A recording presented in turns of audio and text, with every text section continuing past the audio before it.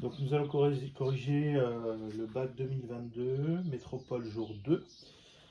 La thématique c'est la spectrophotométrie. Donc c'est un sujet exercice B sur les encres et les effaceurs. Donc les effaceurs d'encre sont apparus en Allemagne dans les années 70. Ils permettent de faire disparaître des traits de couleur bleu. Le colorant principal de l'encre bleue est le bleu d'aniline, solide ionique de formule C32H25N3O9S3Na2. L'encre ne contient que 3 à 5% en masse, donc on a un pourcentage massique ici. Donc on va le noter tout de suite, extraction des données, on a un pourcentage compris entre 3 et 5%. En encre bleue, EB. Et puis après, le reste étant de l'eau, de l'alcool et des additifs. Le but de cet exercice est d'étudier la composition d'une encre de stylo-plume avant de déterminer le nombre de cartouches qui peuvent être effacées par un effaceur. Donc là, nous avons une série d'informations que je ne vais pas donner. On a la loi de Beer-Lambert, un cercle chromatique, on a un pKa, 2 pKa, donc on voit déjà que HSO3- est une espèce amphotère, puisque c'est la base d'un couple et l'acide d'un second. On nous donne des couples redox. Ok, donc on attaque la lecture pour la question 1. Donc dans un premier temps, on va étudier l'encre du stylo à plume. Afin de déterminer la quantité de bleu d'aniline présente dans une cartouche, on souhaite réaliser un spectre, un dosage spectrophotométrique. Ok. L'encre de la cartouche a été diluée, donc ça c'est important parce que vous savez que pour faire une étude spectrophotométrique, il faut que la lumière puisse traverser la solution et que par définition, il faut qu'elle soit transparente. À défaut, si elle est opaque, on n'observe pas de lumière qui en ressort et donc par définition, on ne peut pas faire d'études spectrophotométriques. Donc ça c'est quelque chose qui est très important. C'est une des questions qu'on pose souvent dans les études spectrophotométriques. Il faut que la solution laisse passer la lumière, donc qu'elle soit transparente. C'est pas le cas ici, on ne nous embête pas avec ça. Donc on nous explique qu'il y a un protocole. Aspirer la totalité de l'encre d'une cartouche avec une seringue équipée d'une aiguille, introduire l'encre dans une fiole de volume V1. Donc là, on attaque dans une fiole de volume V1 et on complète avec de l'eau distillée. On note S1, la solution ainsi préparée. Alors, la solution S, on va pouvoir appeler la solution mère. Elle est à une certaine concentration dans un certain volume. Donc le volume, on nous dit que c'est dans le volume d'une cartouche, c'est 0,6 ml, donc c'est 6,0 10-4 litres. Donc 6,0 fois 10 puissance moins 4 litres. La concentration, bien évidemment, elle est inconnue. Donc par dilution, on va fabriquer la solution S1, qui va être à la concentration C1 dans un volume V1. Donc, dilution.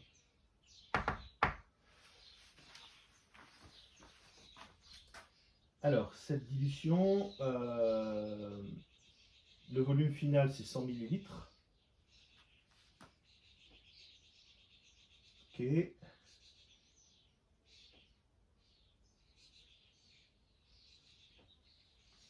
« 100 ml. Donc 100 ml ici.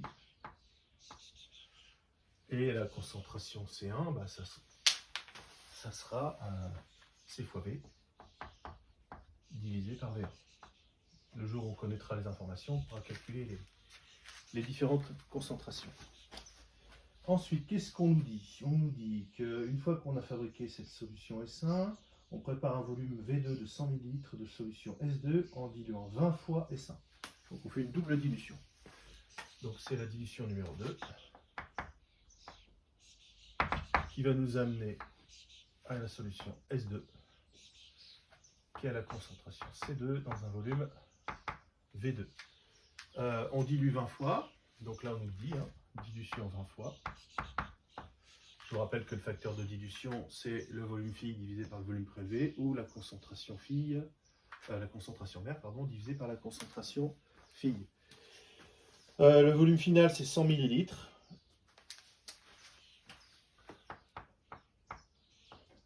Donc C2 égale à C1 sur 20.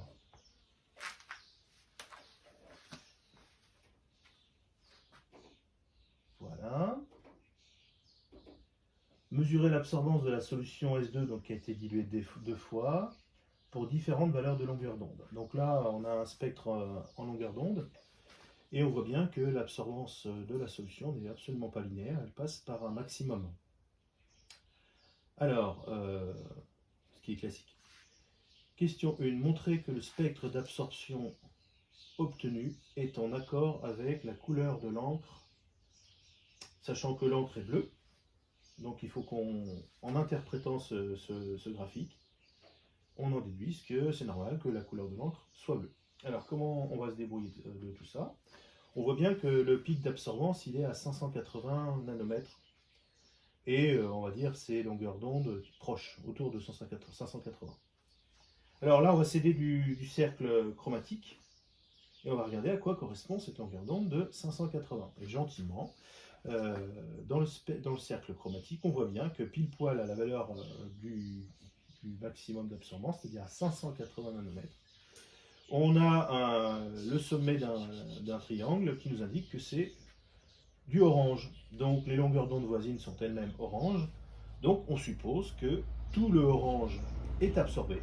Et si tout le orange est absorbé, eh bien la couleur diffusée par la solution sera la couleur complémentaire. Et la couleur complémentaire au orange, c'est le bleu. Donc tout va bien. Donc réponse à la question 1. Question 1.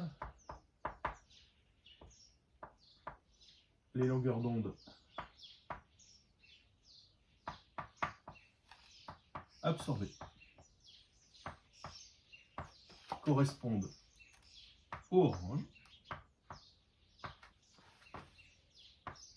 Donc à la gamme des couleurs orange. Donc la solution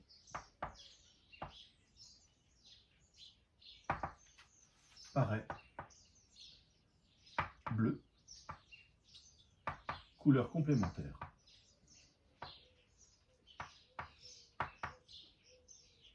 Au orange.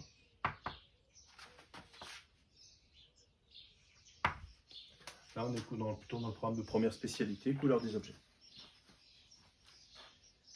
Question 2. Nommer la verrie nécessaire pour la préparation par dilution de la solution S2 en précisant les volumes. Alors là, on va refaire ce qu'on a déjà fait, j'ai envie de dire, plein de fois en classe et en vidéo, correction d'exercice de bac. C'est quelque chose qui tombe vraiment souvent. C'est le protocole de dilution. Donc vous savez que quand on fait un protocole de dilution, la première des choses qu'il nous faut calculer, c'est le volume de solution mère à prélever. Donc ici, le volume de solution mère à prélever pour fabriquer la solution S2, il s'appelle le volume à prélever de solution 1. Alors, on connaît tout là. Là, on connaît tout, puisque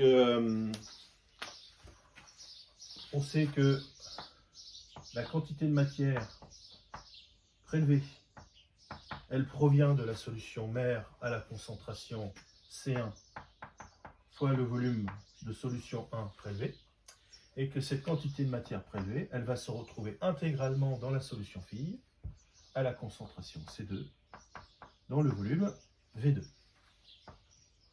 Donc on pose l'égalité, ça nous fait C1 fois VP1 égale à C2 fois V2. Nous, ce qu'on cherche, c'est VP1. C'est C2 fois V2 divisé par C1. Alors, ici, on va se servir du fait qu'on a bien détaillé la situation, on a bien extrait les informations du texte, et on sait que C2, c'est C1 divisé par 20. Donc c'est C1 divisé par 20 fois V2 divisé par C1. Les C1 s'éliminent. Ça fait V2 divisé par 20. Alors V2, combien ça vaut? Ça vaut 100. C'est-à-dire 5 millilitres. Alors maintenant qu'on a fait ça, on peut nommer la verrie qu'on va utiliser. Alors comme c'est quelque chose que j'ai déjà corrigé plein de fois dans différentes vidéos, donc je vais nommer rapidement les étapes sans les détailler. Donc la première des choses qu'on va faire, c'est verser. Alors on a besoin de 5, on va verser à environ le double, mais vous savez que dans un bécher, la première graduation très souvent c'est 20 millilitres, parfois moins. Donc on va verser environ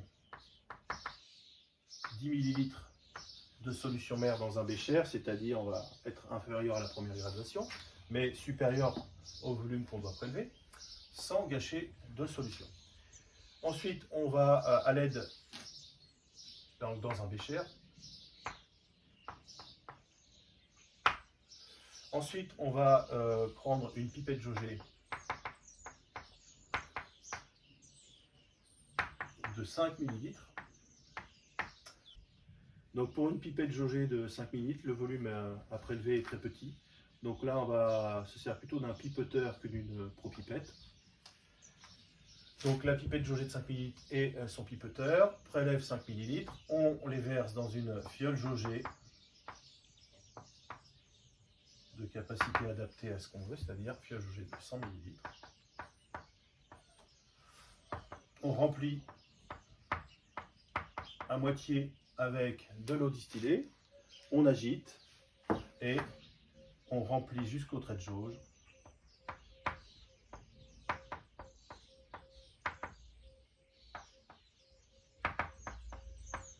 Avec de l'eau distillée. Et là, on homogénise la solution en renversant donc de haut en bas la fiole jaugée 7 fois. Donc voilà le protocole classique d'une dilution. Alors là, ce qui est important, ce sur quoi on est vigilant, c'est le nom de la verrie et les capacités utilisées à chaque fois. Voilà. Donc maintenant, on passe à la question 3. Déterminer en utilisant la loi de Beer-Lambert et la figure 1, la concentration en quantité de matière du bleu d'aniline de la solution S2. Donc là, on cherche la concentration en espèces colorées de la solution S2. Et on nous dit d'utiliser la loi de Beer-Lambert. Donc on nous guide. Alors la question 3, concentration en bleu d'aniline. Moi je vais l'appeler bleu d'aniline comme ça. Donc dans la solution 2. Donc concentration dans la solution 2. Alors là, on nous dit de nous servir de la loi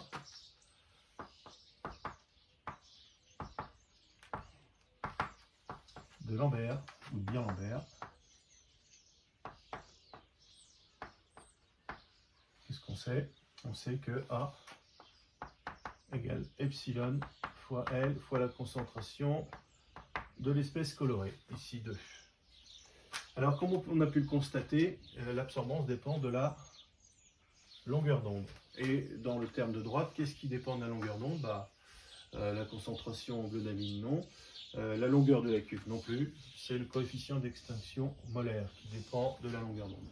Donc ici, la règle, c'est de se placer toujours à la longueur d'onde correspondant au maximum d'absorbance pour avoir le plus de précision possible sur l'absorbance lorsque la concentration varie. En fait, là, on voit tout de suite que c'est le coefficient directeur de la droite qui relie l'absorbance à la concentration d'espèces colorées, puisque ces deux grandeurs sont proportionnelles. Donc graphiquement, elles sont reliées l'une à l'autre par une droite. Alors ici, on cherche la concentration. On va se placer à la longueur d'onde prédéfinie à 580 nanomètres. Et puis on va lire tout simplement graphiquement la valeur de l'absorbance correspondante. Donc ce que je cherche,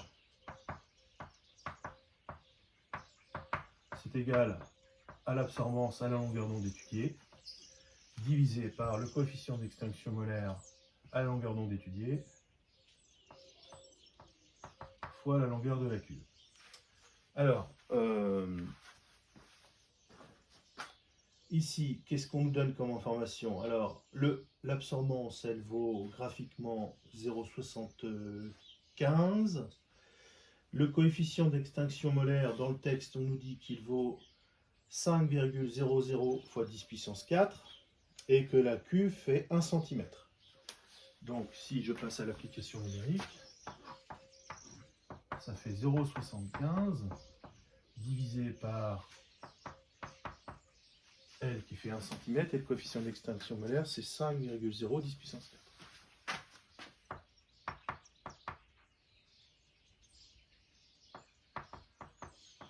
Voilà. Donc ça fait 2,5, 75 divisé par 5, donc avec les puissances de 10, 1,5 pardon, ça fait 1,5 fois 10 puissance moins 5 mol par litre.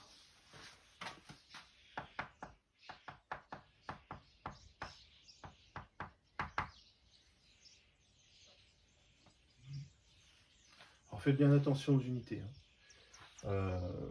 Là, je ne l'ai pas fait, mais moi, ce que j'aime bien faire, c'est, bon, là, il n'y en a pas, c'est d'écrire les unités qui vont avec pour voir qu'il y a bien une cohérence entre les unités du numérateur, du dénominateur, entre elles. On ne divise pas des mètres par des centimètres, par exemple. Donc, quand vous faites les applications numériques, soit au préalable, dans les extractions de données, vous avez tout mis dans le système international, ou alors, prenez le soin d'écrire les unités dans les calculs pour voir que tout ça est cohérent. Donc là, il n'y avait pas de piège, a priori, donc ça va, ça se passe bien. Voilà, donc on a répondu à la question. Alors dans la question 4, on cherche une quantité de matière de bleu d'aniline, donc la quantité de matière présente dans une cartouche. Donc là, on est dans la solution S initiale, et nous, on part de la solution qui a été diluée 2 fois. Donc l'idée pour calculer N égale C fois V. Donc on a besoin de connaître C et V. Alors on y va. La quantité de matière en bleu d'aniline dans la cartouche, c'est la concentration C qu'on avait appelée tout à l'heure, fois le volume V. On connaît le volume V, mais on ne connaît pas la concentration C. Donc ici, on a fait une double dilution, et qu'est-ce qu'on avait comme info tout à l'heure? On avait que la concentration C2, qui était égale à C1 sur 20,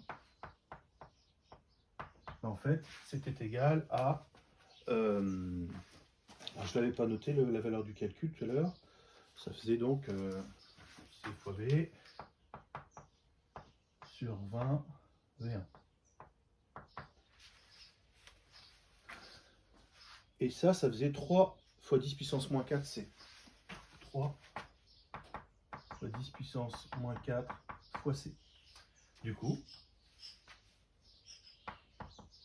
C, c'est égal à C2 divisé par 3 fois 10 puissance moins 4. Et comme C2 on le connaît, ça fait 1,5 fois 10 puissance moins 5 divisé par 3 fois 10 puissance moins 4. Alors j'ai dû faire le calcul. Ça fait 5 fois 10 puissance moins 2 mol. 5 fois 10 puissance moins 2 mol par litre.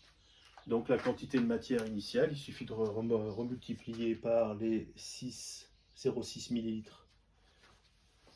du volume de la cartouche d'encre. Donc ça fait 5,0 fois 10 puissance moins 2 fois 6,0 fois 10 puissance moins 4 litres. Donc des mols par litre fois des litres, ça fait bien des mols. Et on trouve 3,0 fois 10 puissance moins 5 mols.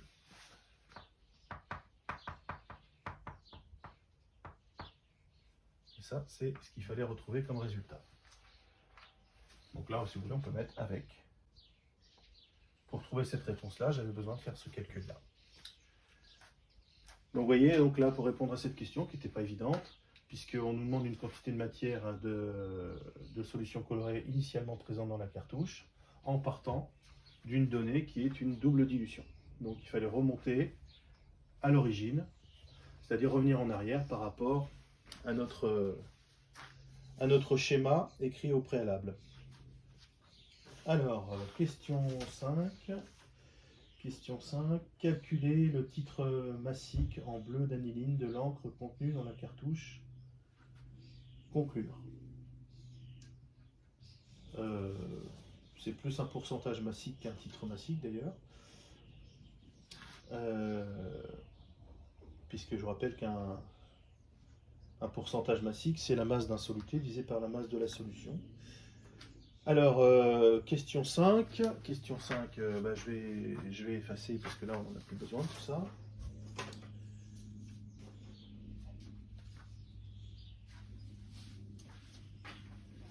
Alors, la quantité de matière en bleu est de 3,0 fois 10 puissance moins 5 mol. Ça, je le garde. Alors, la question 5, c'est ça? Question 5. On veut calculer le pourcentage massique en bleu d'aniline. Je prends la même notation. Alors, il faut appliquer la définition ici. Donc, qu'est-ce qu'on sait? On sait qu'on connaît la définition. On sait que ce qu'ils appellent le titre massique en bleu d'aniline, c'est la masse en bleu d'aniline divisée par la masse de la solution. Alors, on ne connaît ni l'un ni l'autre. Donc là, il va falloir qu'on s'attaque au numérateur et au dénominateur. Alors, avec la masse en bleu d'aniline, c'est quoi? M égale petit n fois grand M. Alors, le petit n, on vient de le calculer. Et le grand M, il est fourni dans les données. Et pour la masse de solution, M égale ρ fois V.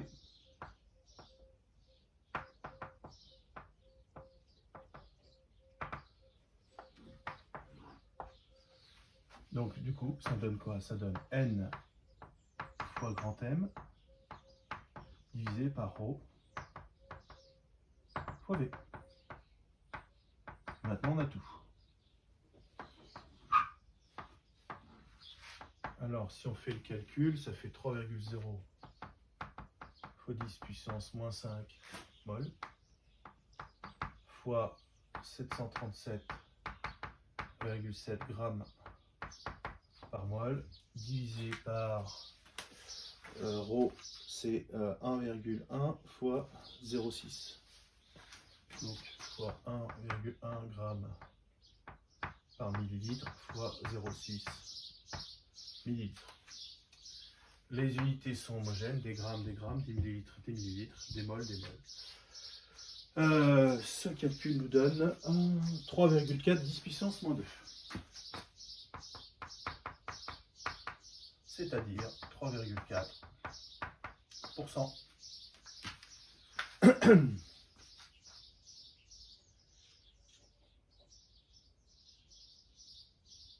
Conclure.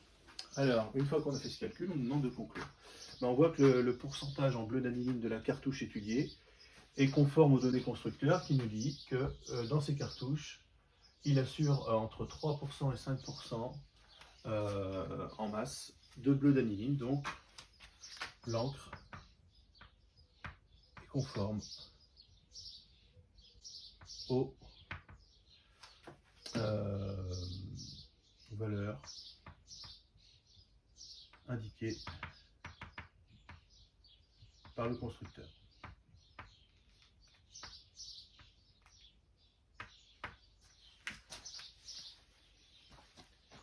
Donc question 6, on passe maintenant à l'effaceur.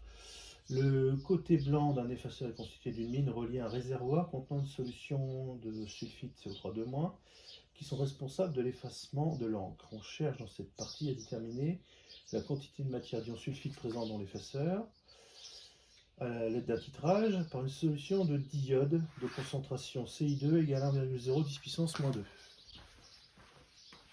Donc CI2 égale 1,0 fois 10 puissance moins 2 mol par litre. Donc là, c'est de l'oxydoréduction.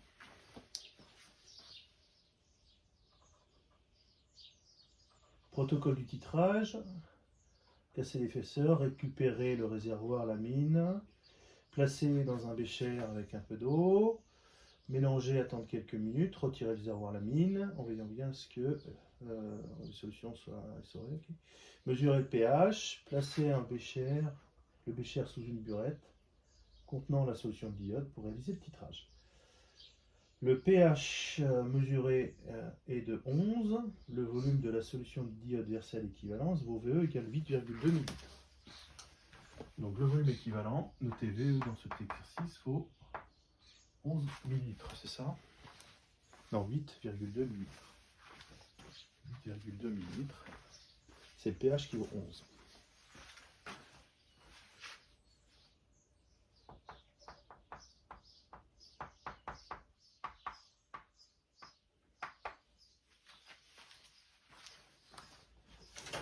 À l'aide d'un diagramme de prédominance, justifiez que l'ion sulfite est majoritaire par rapport à HCO3- et H2O CSO2 dans la solution S. Alors là, on va avoir besoin des deux valeurs de pKa, des deux couples acido-basiques, pour tracer notre diagramme de prédominance.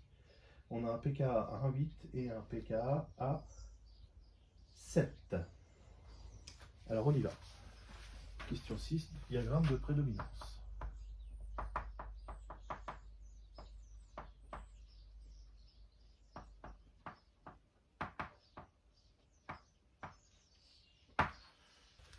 Donc on va tracer un diagramme de prédominance avec une échelle de pH qui varie de 14 à 0. On va placer les deux pK des deux couples qui interviennent. Donc on a un pK à 1,8 pour l'espèce H2O SO2. Donc ici, c'est H2O SO2 qui prédomine. Et ici, c'est H SO3-. On a un deuxième pK à 7, où pour des pH inférieurs à 7, ce sera l'espèce H SO3- qui prédominera. Et pour des pH supérieurs à 7, ce sera SO3 de moins. Donc nous, on nous dit qu'on est à pH 11. On est ici. Et on voit bien qu'à cette valeur de pH égale 11, et il est supérieur à pKa2 plus 1, c'est-à-dire 8. Et on sait très bien que quand on est à pKa plus 1, on a la forme basique qui est au moins 10 fois plus importante en concentration que sa forme acide. C'est la définition d'une espèce prédominante. On dit qu'une espèce prédomine sur une autre lorsque sa concentration est à minima 10 fois plus grande que l'autre espèce. Donc là, ça se traduit par un pKa plus 1. pKa plus 1 veut dire que ça, c'est 10 fois plus concentré que ça. Donc, aucun souci, on est bien dans le domaine de prédominance de la forme basique du couple HSO3- SO3-. Donc la justification est là, à mettre en forme sur votre copie, bien évidemment. Question 7. Écrire l'équation de la réaction d'oxydoréduction support du titrage en milieu basique entre les ions sulfite SO3- et le diode. Bien.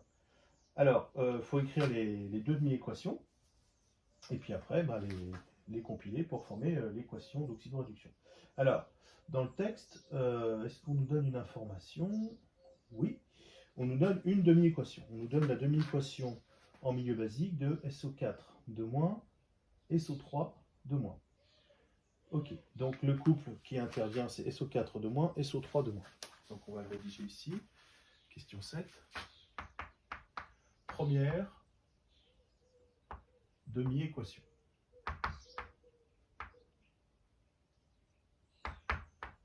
Redox.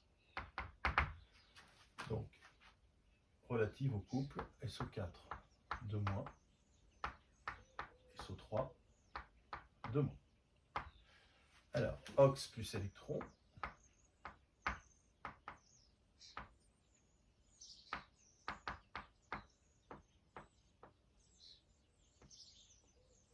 Donne red. Plus H au moins ici. Alors, les coefficients, c'est 2 H- et 2 électrons et H2O. Voilà ce qu'on nous fournit dans les données. Alors, on va écrire la deuxième demi-équation redox relative au deuxième couple. Le deuxième couple, c'est I2, I-. Voilà. Donc là, rebelote, ox plus électron donne raid.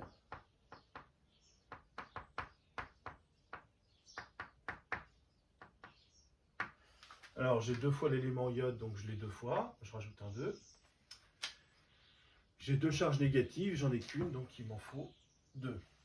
Voilà. Alors maintenant, la technique que moi j'ai appris à mes élèves en classe, c'est de dire que j'entoure les réactifs. Donc les réactifs, c'est lui dans le couple, et c'est forcément le réducteur donc dans un autre couple, puisqu'un oxydant ne peut réagir que sur le réducteur d'un autre couple. Donc là, j'entoure le deuxième réactif. Alors, soit vous arrivez à faire de tête l'inversion des équations, soit vous réécrivez l'équation dans le sens tel qu'elle se produit dans le bécher, à savoir que cette équation-là écrite dans le bon sens, celle-ci, je l'inverse. Donc, je vais l'écrire en dessous. Pour ceux qui ont un petit peu plus de mal à le faire de tête, je ne vous conseille pas spécialement de le faire de tête d'ailleurs. Plus 2 H- donne SO4 2- AQ plus 2 électrons plus H2O. Voilà.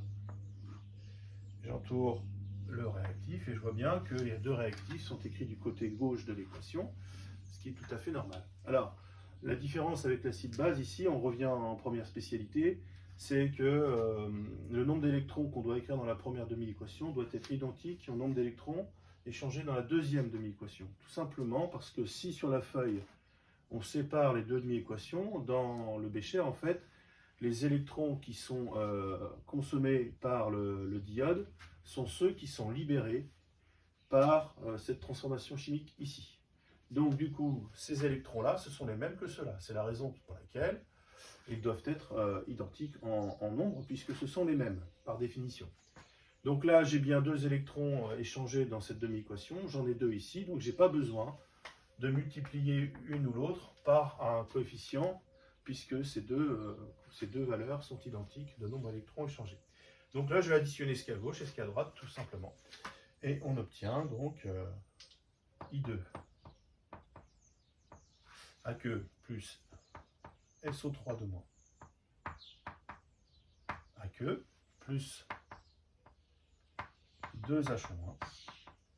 Et là, on justifie bien qu'on est en milieu basique, puisqu'on a une prédominance des ions hydroxydes. On a plus l'habitude d'écrire les demi-équations, les équations redox en milieu acide. Là, on est bien en milieu basique, puisqu'on écrit l'équation support du titrage en présence d'ions hydroxyde. Vous savez que c'est un titrage, donc la transformation est totale. C'est une des 3 caractéristiques d'un titrage, c'est qu'elle doit être totale. Plus, donc ça me donne 2I- AQ, plus SO4 2- AQ, plus H2O liquide. Voilà. Alors on vérifie bien que on ne s'est pas gouré. Au niveau des charges, j'ai 2- plus 2-, ça fait 4-. J'ai 2- plus 2-, ça fait 4-. J'ai 2 fois l'élément iode, je l'ai 2 fois. 1 fois le soufre, 1 fois. 3 plus 2, 5 oxygène. 4 plus 1, 5 oxygène. 2H, 2H. Mon équation support de titrage est bien ajustée. Voilà ce qu'on nous demandait dans la question 7. Alors après, question 8. Montrer que la quantité de matière d'ion sulfite SO3 de moins, contenue dans un effaceur, est voisine de 8 10 puissance moins 5 mol. Alors, donc on veut prouver que... Alors je vais peut-être effacer là.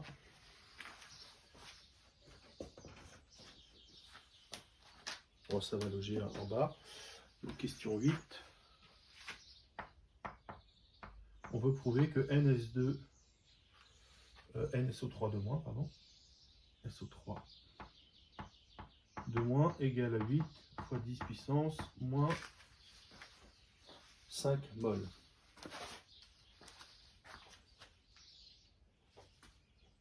Voilà, c'est ça. Bon, bah, on va vérifier ça. Alors, comment est-ce qu'on fait pour retrouver ça? Bah, on va utiliser la propriété de stoichiométrie à l'équivalence. Donc, à l'équivalence,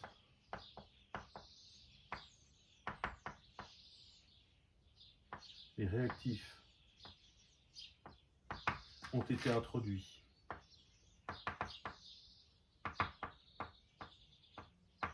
dans les proportions stoichiométriques.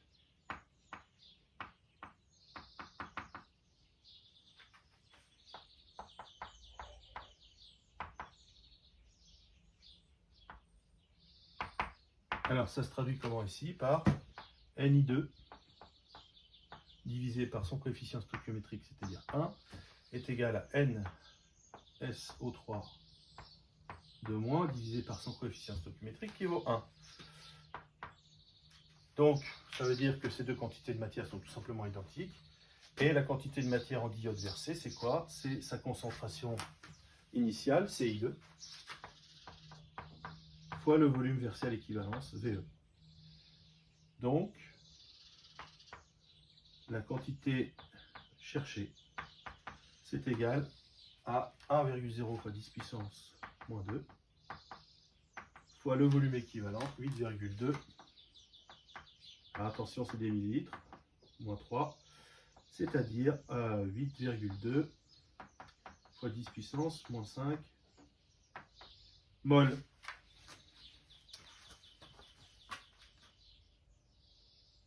Et nous, on nous demandait de vérifier que c'était voisin de 8 10 puissance moins 5.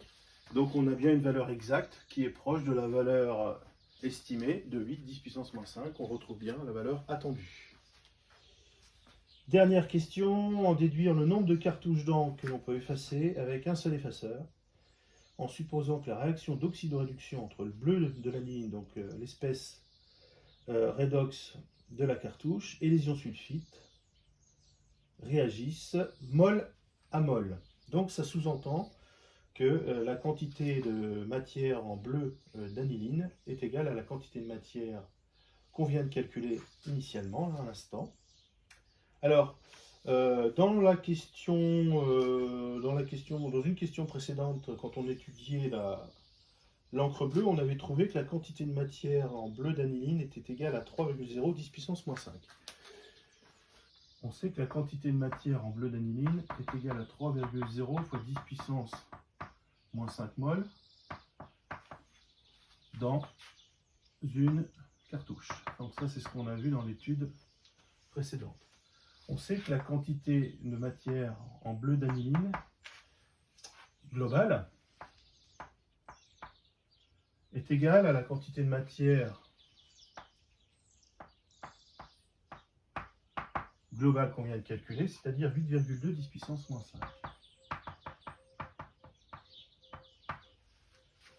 Donc pour savoir le nombre de cartouches, il suffit de savoir la quantité de matière disponible globalement dans l'effaceur, c'est-à-dire celle-là, pour savoir le nombre de cartouches qu'on va pouvoir effacer. Donc le nombre de cartouches,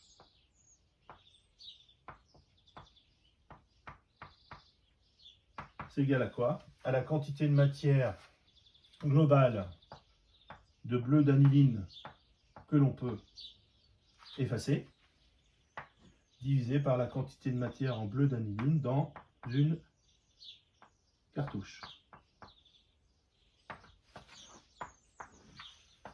Donc c'est le rapport des deux valeurs qui sont écrites juste au-dessus.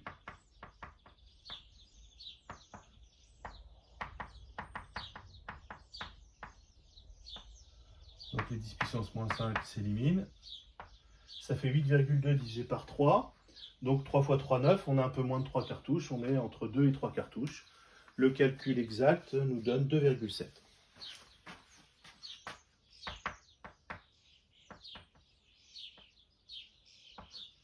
Voilà. Donc ça veut dire quoi? Ça veut dire qu'un effaceur ça peut effacer entre 2 et 3 cartouches d'encre, d'après nos calculs. Voilà, l'exercice est terminé.